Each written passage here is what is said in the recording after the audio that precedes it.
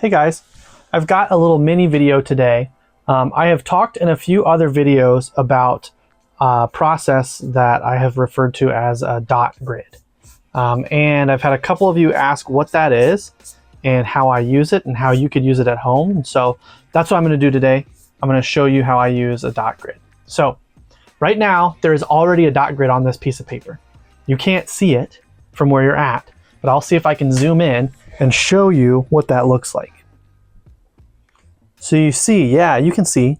You see I've got little dots here, here, here. These dots are every inch in a grid. And essentially, I use this like a grid system. Just the benefit to this versus a grid system is that it doesn't show up in the final painting as much. These dots are a lot smaller. You can see that I've got some leftover stuff. This was a reused piece of paper that I had doodled some stuff on, and I couldn't find one that was the right size for what I'm going to be doing today. So, oh well, it is what it is. You won't see it by the end of the painting.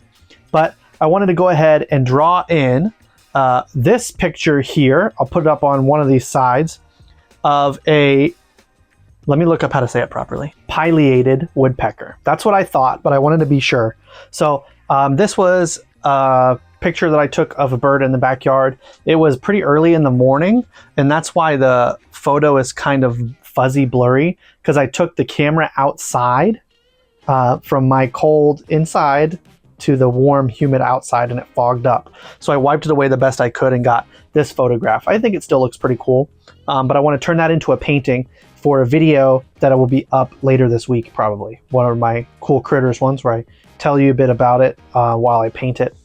And today I wanted to draw that in, and I figured this would be a good example because it's not a super complicated drawing in, and I think that this is something that would translate well for the camera.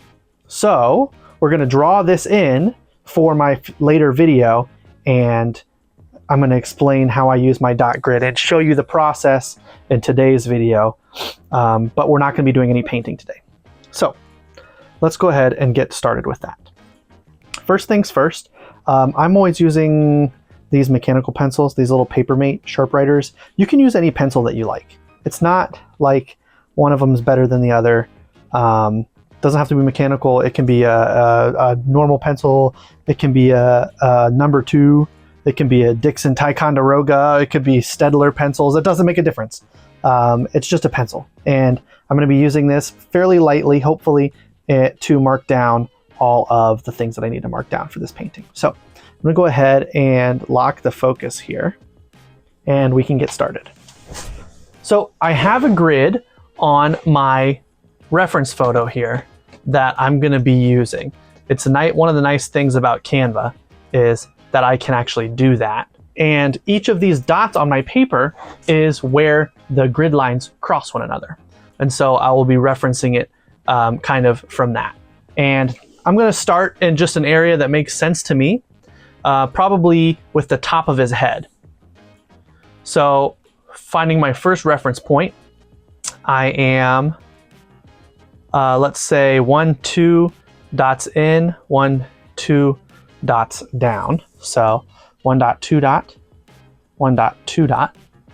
And I've got about halfway up this, my guy's little feathers on his head cross over the line. And they come to a spot that is maybe a third underneath this dot here. And so I can do a line connecting those two. I'm going to go a little darker than I normally would for the sake of the video so you guys can see it well. But that's our first line there. And the top of his head does one of these numbers, and underneath it we have about the same distance, but this one comes to, there's another dot here, about the same distance on the horizontal as it did on the vertical here. So once again, that continues down, and I can see it's about halfway down the next one. So the next dot is down here, and about half of that I can connect those two lines together. And then this piece I kind of can't see very well, but it looks like it is almost perfectly in that corner. And basically, I'm just using this grid to find kind of the relation between lines and the space that the woodpecker in this case takes up. So we'll keep going for a little bit and I'll come back in a minute once I've got a little bit more of this done.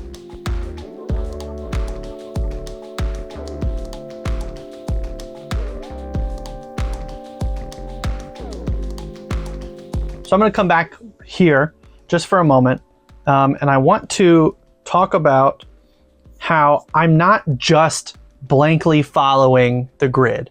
I'm thinking about what is going here and why it is going in certain places as well. Now, for example, I'm working on this eye, and I know if I look at my photo reference, which I'll zoom in right here, I'll crop in real close, the eye is not perfectly round.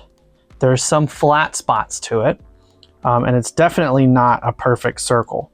And so I'm going out of my way to make sure that I get that here, because that's going to help with realism. And also, I know that there's going to be kind of what I would call maybe a bald spot here around the eye where there is no feathers. And it's hard to see that in my sample, but I know that it's there from history of looking at other photos of woodpeckers and other birds in general. And so I can add that here, even though I don't see that very well.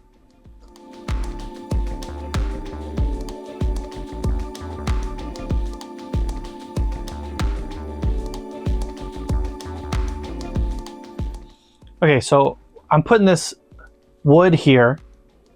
This is part of the tree that the woodpecker was on. And this is a good point to talk about the shading here.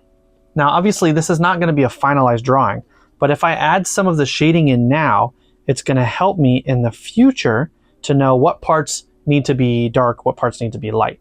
And so I'm going to think about that. So for example, here on this bit of the tree, there's kind of what I would call a burl in the wood.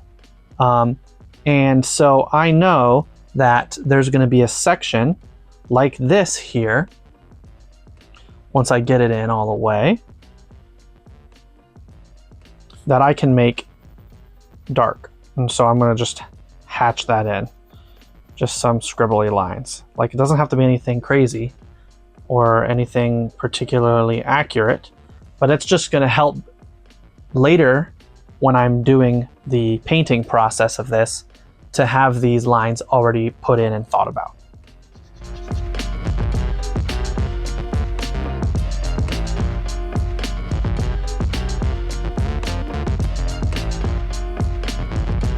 And so at this point, a lot of the main details are in, and now it's just up to me how much detail I want to go into when describing the rest of these forms. For example, there's a lot of darkness over here, which I think would be beneficial for me to describe just for the sake of making this piece of wood more interesting later and easier to put in for myself.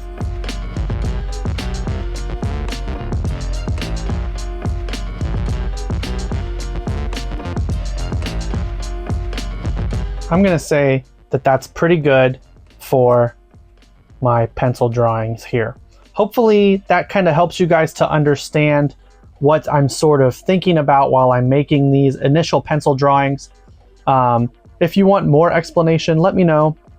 You know, it's not a big deal for me to go in a little more depth and detail on one of these things, but I did have a couple of you ask about how I get my dot grids in place and how I use them, and so I figured this would be a good opportunity for me to show you. So if you guys did enjoy or you did learn anything from this video, do me a favor, hit the like, subscribe, ring the bell, share with your friends, leave a comment. You know, all the standard YouTube things. It really makes a huge difference for a channel as small as mine. Every view, every comment, every like, every subscribe helps to push me further along in my YouTube journey and helps to tell YouTube that what I'm doing is worth sharing to other people.